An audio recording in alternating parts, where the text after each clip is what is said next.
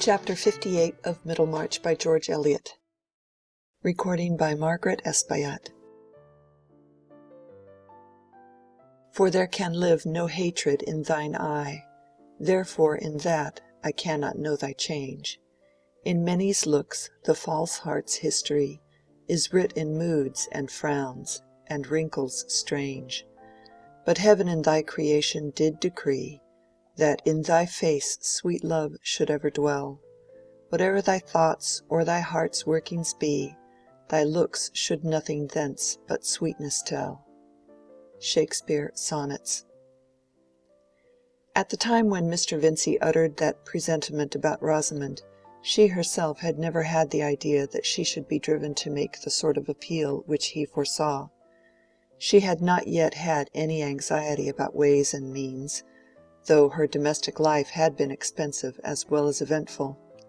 Her baby had been born prematurely, and all the embroidered robes and caps had to be laid by in darkness.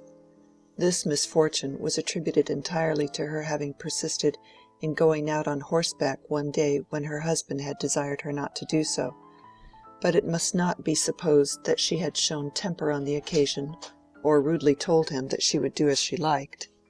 What led her particularly to desire horse exercise was a visit from Captain Lydgate, the baronet's third son, who, I am sorry to say, was detested by our Tertius of that name as a vapid fop, parting his hair from brow to nape in a despicable fashion, not followed by Tertius himself, and showing an ignorant security that he knew the proper thing to say on every topic. Lydgate inwardly cursed his own folly that he had drawn down this visit by consenting to go to his uncle's on the wedding tour, and he made himself rather disagreeable to Rosamond by saying so in private. For to Rosamond this visit was a source of unprecedented but gracefully concealed exultation.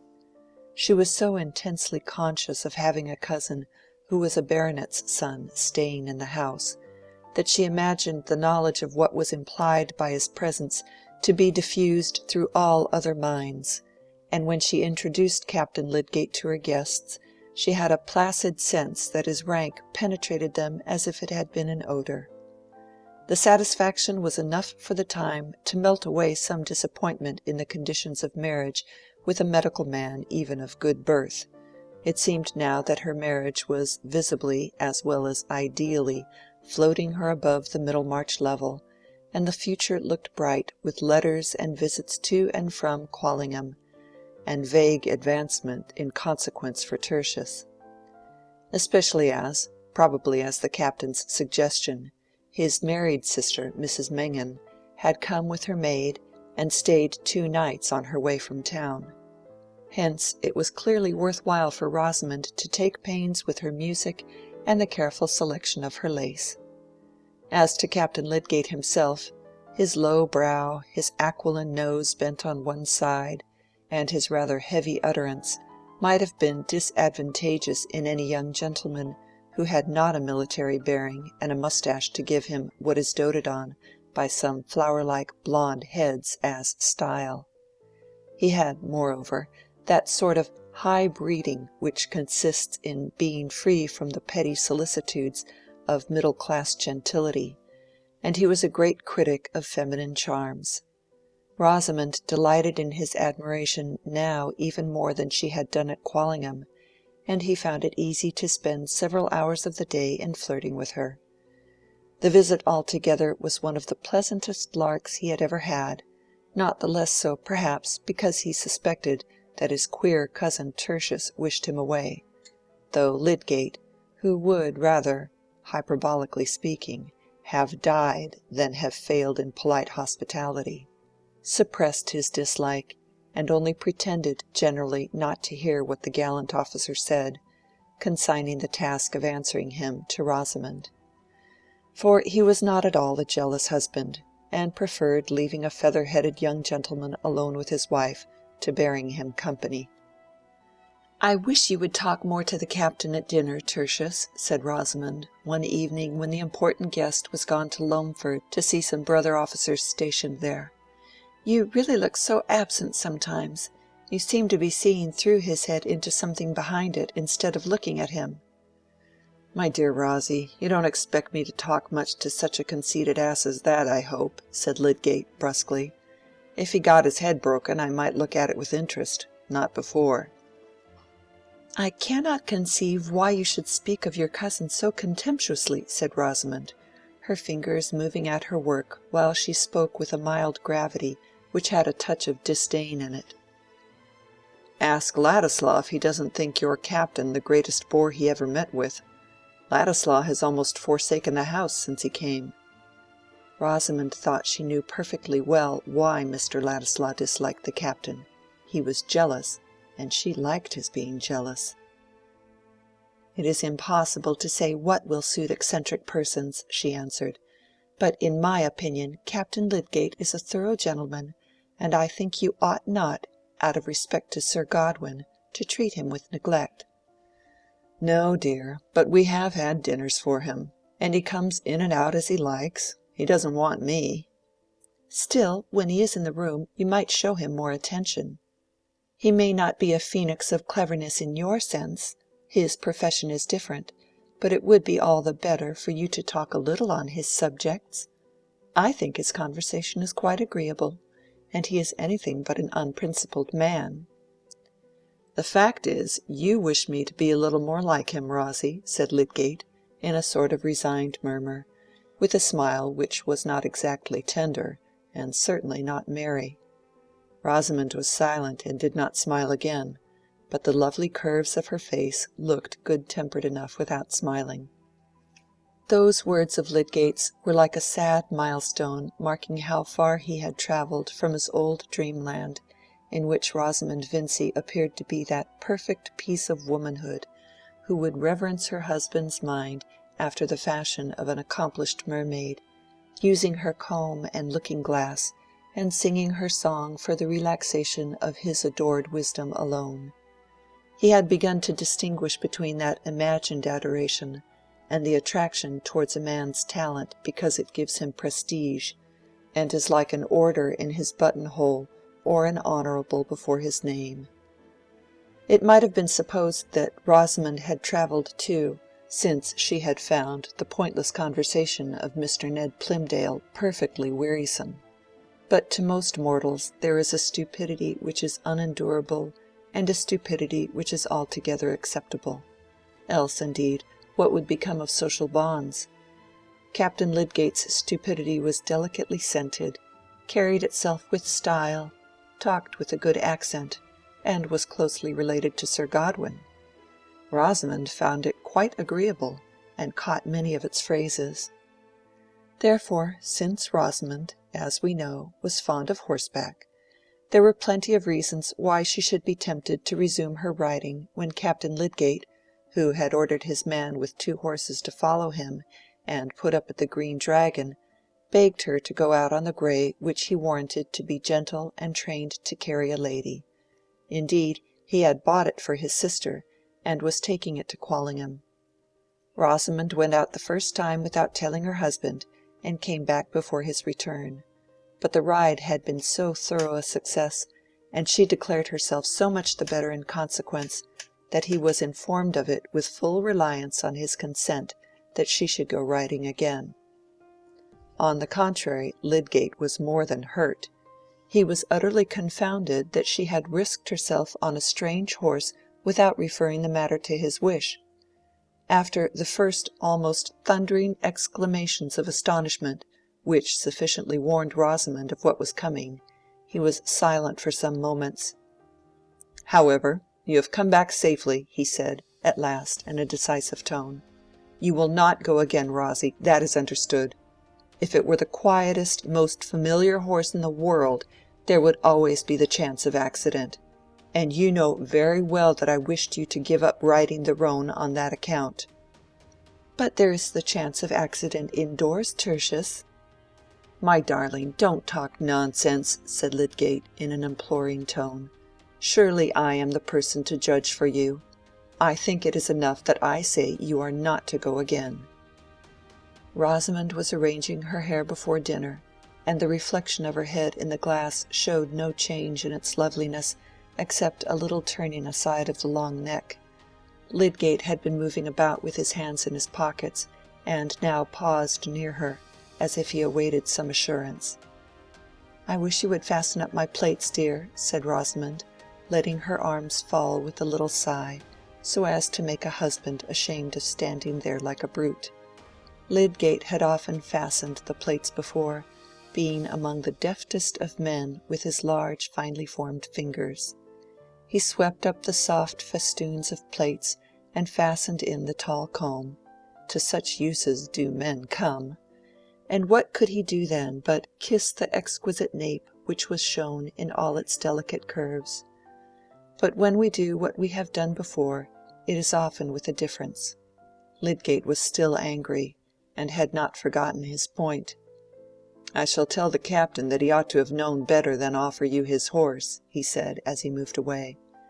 "I beg you will not do anything of the kind, Tertius," said Rosamond, looking at him with something more marked than usual in her speech. "It will be treating me as if I were a child. Promise that you will leave the subject to me."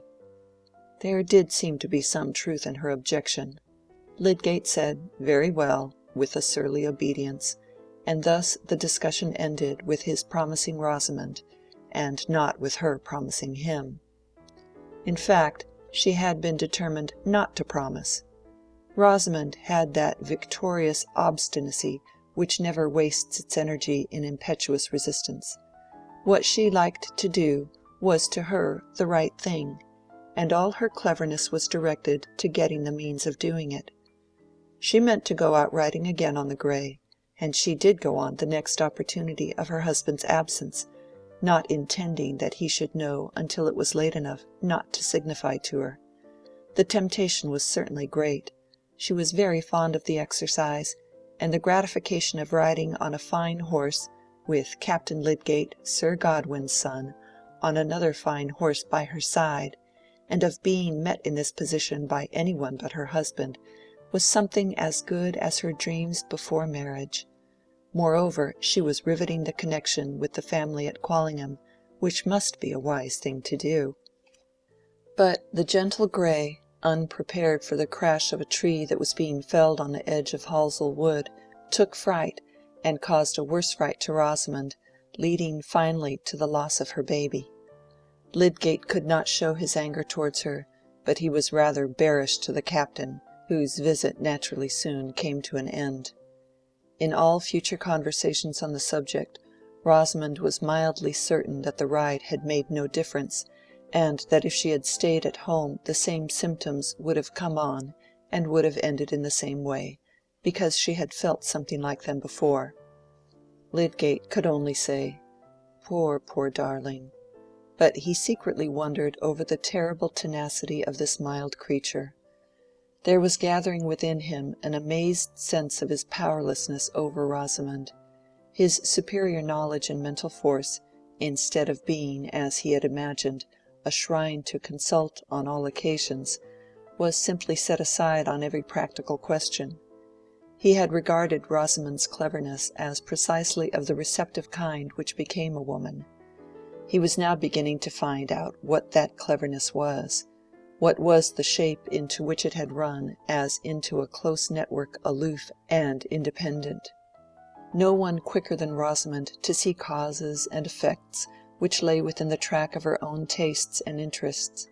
She had seen clearly Lydgate's preeminence in Middlemarch society, and could go on imaginatively tracing still more agreeable social effects when his talent should have advanced him. But for her, his professional and scientific ambition had no other relation to these desirable effects than if they had been the fortunate discovery of an ill-smelling oil. And that oil apart, with which she had nothing to do, of course she believed in her own opinion more than she did in his. Lydgate was astounded to find in numberless trifling matters, as well in this last serious case of the writing, that affection did not make her compliant. He had no doubt that the affection was there, and had no presentiment that he had done anything to repel it. For his own part, he said to himself that he loved her as tenderly as ever, and could make up his mind to her negations. But, well, Lydgate was much worried, and conscious of new elements in his life as noxious to him as an inlet of mud to a creature that has been used to breathe and bathe and dart after its illuminated prey in the clearest of waters. Rosamond was soon looking lovelier than ever at her work-table, enjoying drives in her father's phaeton, and thinking it likely that she might be invited to Quallingham. She knew that she was a much more exquisite ornament to the drawing-room there than any daughter of the family, and in reflecting that the gentlemen were aware of that, did not perhaps sufficiently consider whether the ladies would be eager to see themselves surpassed. Lydgate, relieved from anxiety about her, relapsed into what she inwardly called his moodiness, a name which to her covered his thoughtful preoccupation with other subjects than herself, as well as that uneasy look of the brow and distaste for all ordinary things as if they were mixed with bitter herbs, which really made a sort of weather-glass to his vexation and foreboding. These latter states of mind had one cause amongst others, which he had generously but mistakenly avoided mentioning to Rosamond, lest it should affect her health and spirits. Between him and her indeed there was that total missing of each other's mental track, which is too evidently possible even between persons who are continually thinking of each other. To Lydgate it seemed that he had been spending month after month in sacrificing more than half of his best intent and best power to his tenderness for Rosamond, bearing her little claims and interruptions without impatience, and, above all, bearing without betrayal of bitterness to look through less and less of interfering illusion at the blank unreflecting surface her mind presented to his ardor for the more impersonal ends of his profession and his scientific study, an ardor which he had fancied that the ideal wife must somehow worship as sublime, though not in the least knowing why. But his endurance was mingled with a self-discontent which, if we know how to be candid, we shall confess to make more than half our bitterness under grievances, wife or husband included. It always remains true that if we had been greater, circumstance would have been less strong against us. Lydgate was aware that his concessions to Rosamond were often little more than the lapse of slackening resolution, the creeping paralysis apt to seize an enthusiasm which is out of adjustment to a constant portion of our lives, and on Lydgate's enthusiasm there was constantly pressing not a simple weight of sorrow, but the biting presence of a petty degrading care, such as casts the blight of irony over all higher effort. This was the care which he had hitherto abstained from mentioning to Rosamond, and he believed, with some wonder, that it had never entered her mind, though certainly no difficulty could be less mysterious. It was an inference with a conspicuous handle to it, and had been easily drawn by indifferent observers, that Lydgate was in debt, and he could not succeed in keeping out of his mind for long together that he was every day getting deeper into that swamp, which tempts men towards it with such a pretty covering of flowers and verdure. It is wonderful how soon a man gets up to his chin there, in a condition in which, spite of himself, he is forced to think chiefly of release, though he had a scheme of the universe in his soul. 18 months ago Lydgate was poor, but he had never known the eager want of small sums, and felt rather a burning contempt for any one who descended a step in order to gain them. He was now experiencing something worse than a simple deficit. He was assailed by the vulgar, hateful trials of a man who has bought and used a great many things which might have been done without, and which he is unable to pay for, though the demand for payment has become pressing. How this came about may be easily seen without much arithmetic or knowledge of prices. When a man, in setting up a house and preparing for marriage, finds that his furniture and other initial expenses come to between £400 and £500 more than he has capital to pay for, when at the end of a year it appears that his household expenses, horses and etc., mount to nearly 1,000, while the proceeds of the practice, reckoned from the old books to be worth 800 per annum, have sunk like a summer pond, and make hardly 500, chiefly in unpaid entries, the plain inference is that, whether he minds it or not, he is in debt. Those were less expensive times than our own, and provincial life was comparatively modest. But the ease with which a medical man who has lately bought a practice, who thought he was obliged to keep 2 horses, whose table was supplied without stint, and who paid an insurance on his life and a high rent for house and garden, might find his expenses doubling his receipts, can be convinced by anyone who does not think these details beneath his consideration. Rosamond, accustomed from her childhood to an extravagant household, thought that good housekeeping consisted simply in ordering the best of everything. Nothing else answered, and Lydgate supposed that if things were done at all they must be done properly. He did not see how they were to live otherwise. If each head of household expenditure had been mentioned to him beforehand, he would have probably observed that it could hardly come to much, and if anyone had suggested a saving on a particular article, for example the substitution of cheap fish for dear, it would have appeared to him simply a penny-wise, mean notion.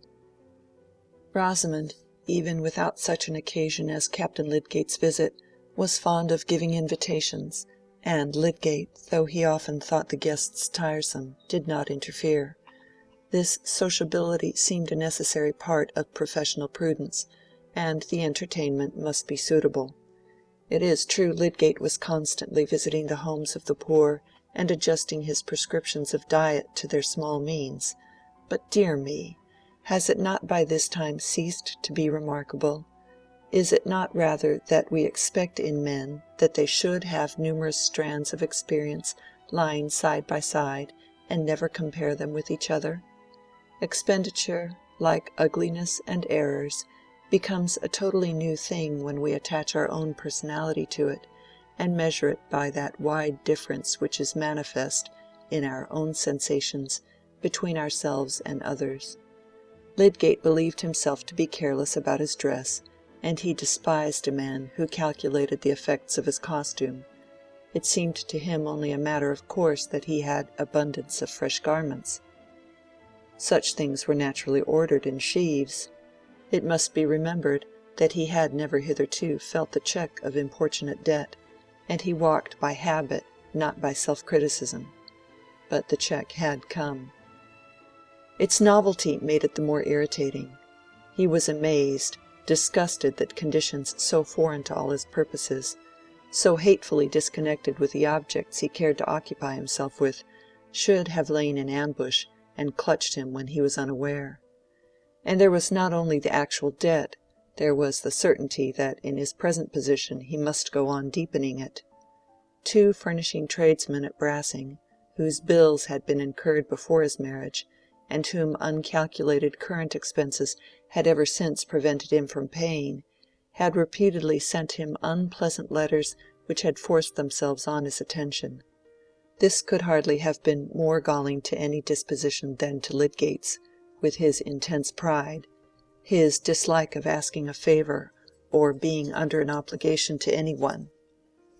He had scorned even to form conjectures about Mr. Vincey's intentions on money matters, and nothing but extremity could have induced him to apply to his father-in-law, even if he had not been made aware in various indirect ways since his marriage that Mr. Vincey's own affairs were not flourishing, and that the expectation of help from him would be resented. Some men easily trust in the readiness of friends. It had never in the former part of his life occurred to Lydgate that he should need to do so. He had never thought what borrowing would be to him, but now that the idea had entered his mind, he felt that he would rather incur any other hardship. In the meantime he had no money or prospects of money, and his practice was not getting more lucrative. No wonder that Lydgate had been unable to suppress all signs of inward trouble during the last few months, and now that Rosamond was regaining brilliant health, he meditated taking her entirely into confidence on his difficulties. New conversance with tradesmen's bills had forced his reasoning into a new channel of comparison. He had begun to consider from a new point of view what was necessary and unnecessary in goods ordered, and to see that there must be some change of habits. How could such a change be made without Rosamond's concurrence? The immediate occasion of opening the disagreeable fact to her was forced upon him.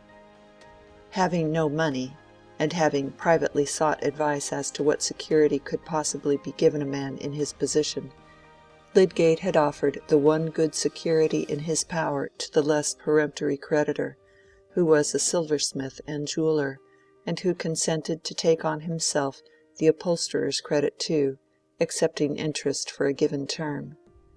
The security necessary was a bill of sale on the furniture of his house, which might make a creditor easy for a reasonable amount of time about a debt amounting to less than £400, and the silversmith, Mr. Dover, was willing to reduce it by taking back a portion of the plate and any other article which was good as new.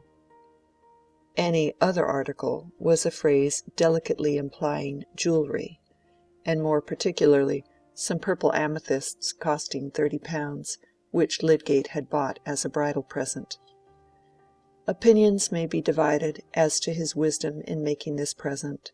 Some may think that it was a graceful attention to be expected from a man like Lydgate, and that the fault of any troublesome consequences lay in the pinched narrowness of provincial life at that time, which offered no conveniences for professional people whose fortune was not proportioned to their tastes, also in Lydgate's ridiculous fastidiousness about asking his friends for money. However, it had seemed a question of no amount to him on that fine morning when he went to give a final order for plate, in the presence of other jewels enormously expensive, and as an addition to orders of which the amount had not been exactly calculated, £30 for ornaments so exquisitely suited to Rosamond's neck and arms could hardly appear excessive when there was no ready cash for it to exceed. But at this crisis Lydgate's imagination could not help dwelling on the possibility of letting the amethysts take their place again among Mr. Dover's stock, though he shrank from the idea of proposing this to Rosamond.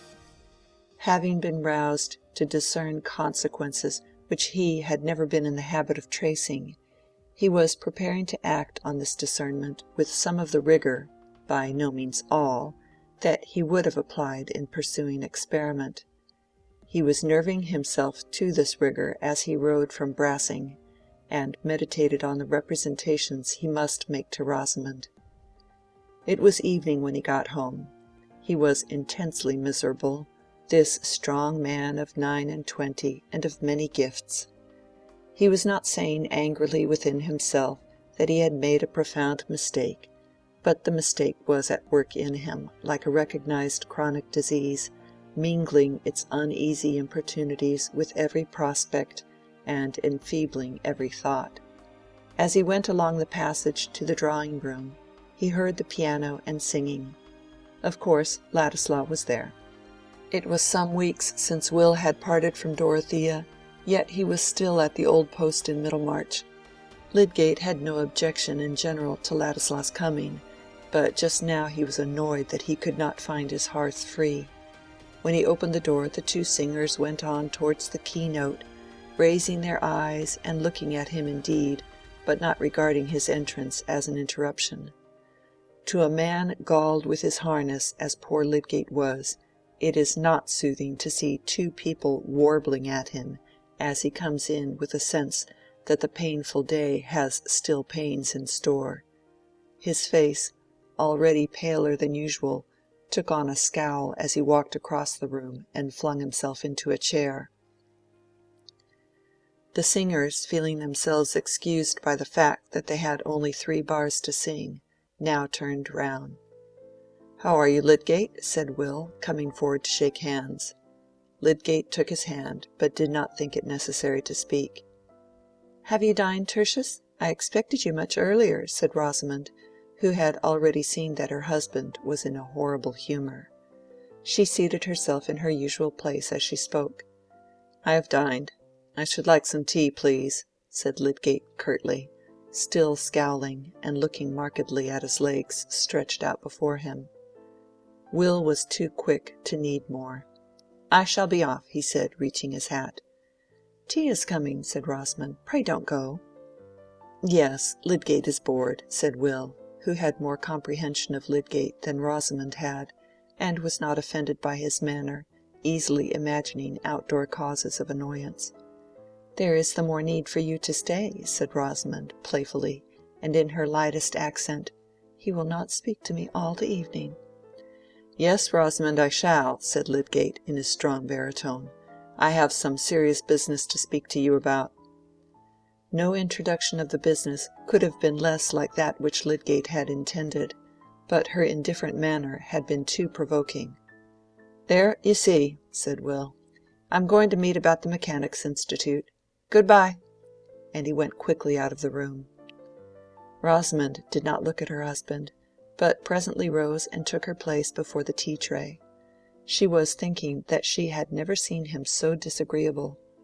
Lydgate turned his dark eyes on her and watched her as she delicately handled the tea-service with her taper fingers, and looked at the objects immediately before her with no curve in her face disturbed, and yet with an ineffable protest in her air against all people with unpleasant manners.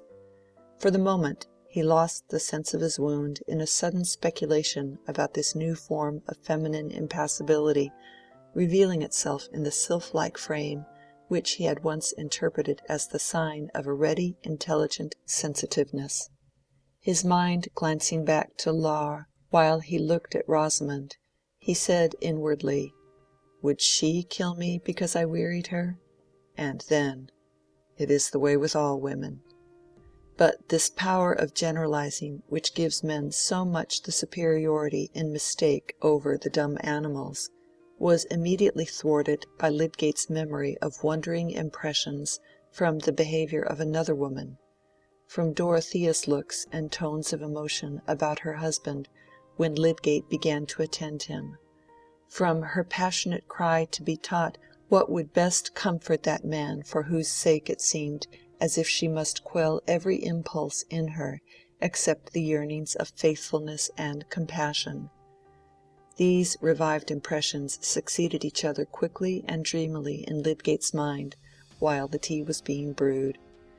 He had shut his eyes in the last instant of reverie while he heard Dorothea saying, "Advise me. Think what I can do. He has been all his life laboring and looking forward.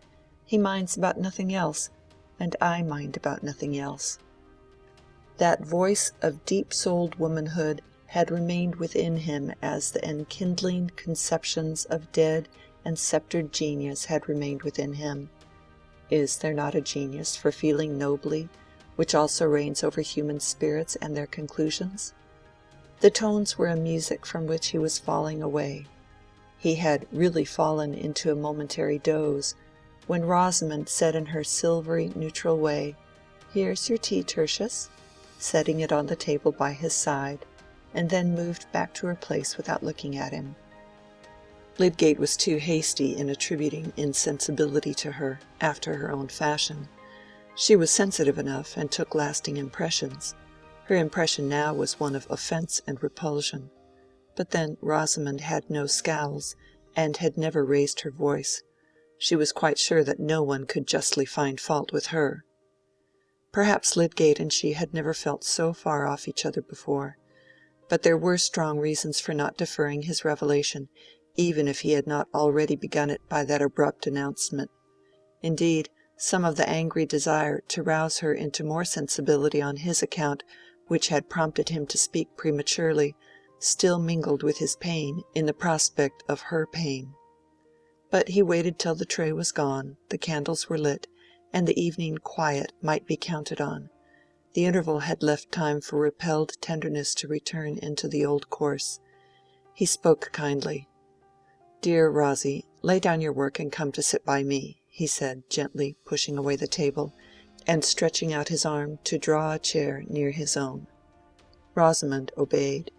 As she came towards him, her drapery of transparent, faintly tinted muslin, her slim yet round figure never looked more graceful, and as she sat down by him and laid one hand on the elbow of his chair, at last looking at him and meeting his eyes, her delicate neck and cheek and purely cut lips never had more of that untarnished beauty which touches as in springtime and infancy and all sweet freshness.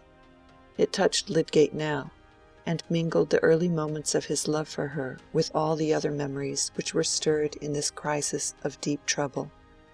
He laid his ample hand softly on hers, saying, "Dear," with the lingering utterance which affection gives to the word. Rosamond too was still under the power of that same past, and her husband was still in part the Lydgate whose approval had stirred delight. She put his hair lightly away from his forehead, then laid her other hand on his, and was conscious of forgiving him. "I am obliged to tell you what will hurt you, Rosie, but there are things which husband and wife must think of together. I dare say it has occurred to you already that I am short of money." Lydgate paused, but Rosamond turned her neck and looked at a vase on the mantelpiece. "I was not able to pay for all the things we had to get before we were married, and there have been expenses since which I have been obliged to meet. The consequence is, there is a large debt at Brassing, £380, which has been pressing on me a good while, and in fact we are getting deeper every day, for people don't pay me the faster because others want the money. I took pains to keep it from you while you were not well, but now we must think together about it, and you must help me." "What can I do, Tertius?" said Rosamond, turning her eyes on him again. That little speech of 4 words, like so many others in all languages, is capable by varied vocal inflections of expressing all states of mind, from helpless dimness to exhaustive argumentative perception, from the completest self-devoting fellowship to the most neutral aloofness. Rosamond's thin utterance threw into the words, "What can I do?" as much neutrality as they could hold. They fell like a mortal chill on Lydgate's roused tenderness. He did not storm in indignation, he felt too sad a sinking of the heart, and when he spoke again it was more in the tone of a man who forces himself to fulfill a task. "It is necessary for you to know, because I have to give security for a time, and a man must come to make an inventory of the furniture." Rosamond colored deeply. "Have you not asked papa for money?" she said, as soon as she could speak. "No."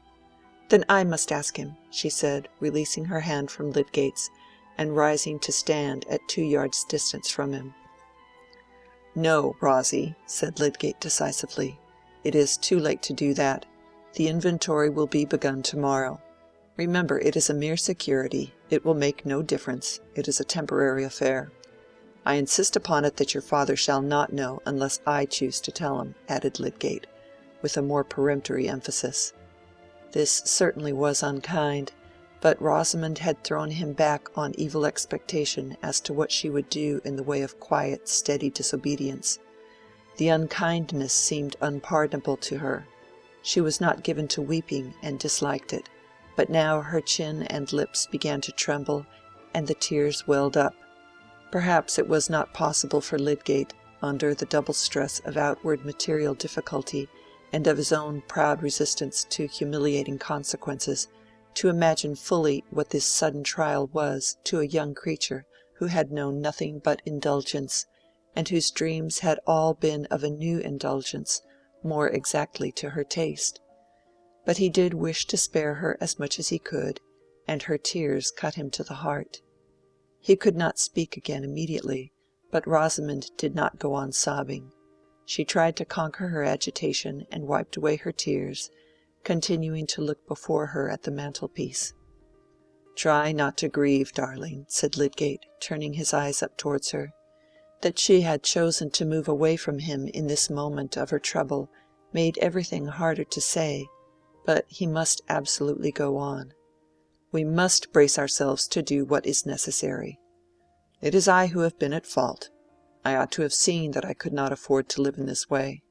But many things have told against me in my practice, and it really just now has ebbed to a low point. I may recover it, But in the meantime we must pull up.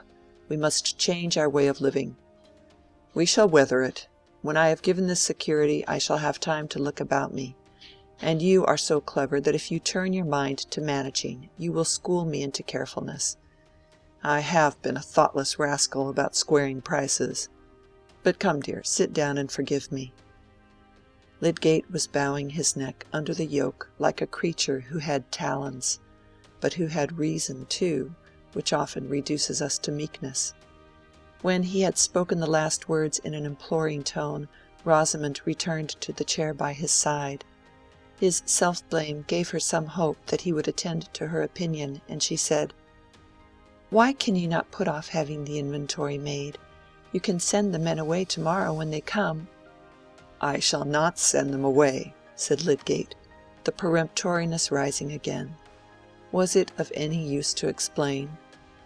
"If we left Middlemarch? There would of course be a sale, and that would do as well." "But we are not going to leave Middlemarch." "I am sure, Tertius, it would be much better to do so. Why can we not go to London, or near Durham, where your family is known?" "We can go nowhere without money, Rosamond." "Your friends would not wish you to be without money, and surely these odious tradesmen might be made to understand that and to wait, if you would make proper representations to them." "This is idle, Rosamond," said Lydgate angrily. "You must learn to take my judgment on questions you don't understand. I have made necessary arrangements, and they must be carried out. As to friends, I have no expectations whatever from them, and shall not ask them for anything." Rosamond sat perfectly still. The thought in her mind was that if she had known how Lydgate would behave, she would never have married him. "We have no time to waste now on unnecessary words, dear," said Lydgate, trying to be gentle again. "There are some details that I want to consider with you. Dover says he will take a good deal of the plate back again, and any of the jewelry we like. He really behaves very well." "Are we to go without spoons and forks, then?" said Rosamond, whose very lips seemed to get thinner with the thinness of her utterance. She was determined to make no further resistance or suggestions. "Oh no, dear," said Lydgate. "But look here," he continued, drawing a paper from his pocket and opening it. "Here is Dover's account. See, I have marked a number of articles, which if we returned them would reduce the amount by £30 and more. I have not marked any of the jewelry." Lydgate had really felt this point of the jewelry very bitter to himself, but he had overcome the feeling by severe argument. He could not propose to Rosamond that she should return any particular present of his, but he had told himself that he was bound to put Dover's offer before her, and her inward prompting might make the affair easy. "It is useless for me to look, Tertius," said Rosamond calmly. "You will return what you please." She would not turn her eyes on the paper, and Lydgate, flushing up to the roots of his hair, drew it back and let it fall on his knee. Meanwhile Rosamond quietly went out of the room, leaving Lydgate helpless and wondering. Was she not coming back? It seemed that she had no more identified herself with him than if they had been creatures of different species and opposing interests. He tossed his head and thrust his hands deep into his pockets with a sort of vengeance. There was still science, there were still good objects to work for. He must give a tug still, all the stronger because other satisfactions were going. But the door opened and Rosamond re-entered. She carried the leather box containing the amethysts, and a tiny ornamental basket which contained other boxes, and laying them on the chair where she had been sitting, she said, with perfect propriety in her air, "This is all the jewelry you ever gave me. You can return what you like of it, and of the plate also. You will not, of course, expect me to stay at home tomorrow. I shall go to papa's." To many women the look Lydgate cast at her would have been more terrible than one of anger. It had in it a despairing acceptance of the distance she was placing between them. "And when shall you come back again?" he said, with a bitter edge on his accent. "Oh, in the evening. Of course I shall not mention the subject to mamma." Rosamond was convinced that no woman could behave more irreproachably than she was behaving, and she went to sit down at her work-table. Lydgate sat meditating a minute or two, and the result was that he said, with some of the old emotion in his tone— "Now we have been united, Rosie, you should not leave me to myself in the first trouble that has come." "Certainly not," said Rosamond. "I shall do everything it becomes me to do." "It is not right that the thing should be left to servants, or that I should have to speak to them about it, and I shall be obliged to go out, I don't know how early. I understand your shrinking from the humiliation of these money affairs, but, my dear Rosamond, as a question of pride, which I feel just as much as you can, it is surely better to manage the thing ourselves and let the servants see as little of it as possible. And since you are my wife, there is no hindering your share in my disgraces, if there were disgraces."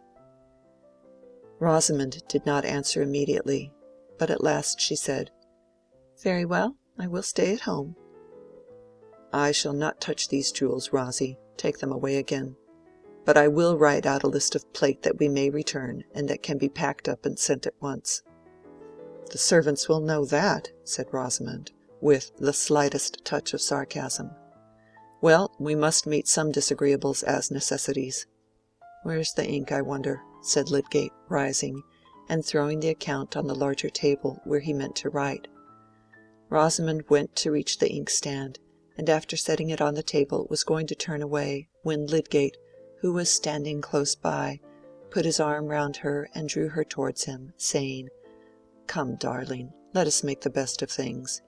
It will only be for a time, I hope, that we shall have to be stingy and particular. Kiss me." His native warm-heartedness took a great deal of quenching, and it is a part of manliness for a husband to feel keenly the fact that an inexperienced girl has got into trouble by marrying him. She received his kiss and returned it faintly, and in this way an appearance of accord was recovered for the time. But Lydgate could not help looking forward with dread to the inevitable future discussions about expenditure and the necessity for a complete change in their way of living. Chapter 58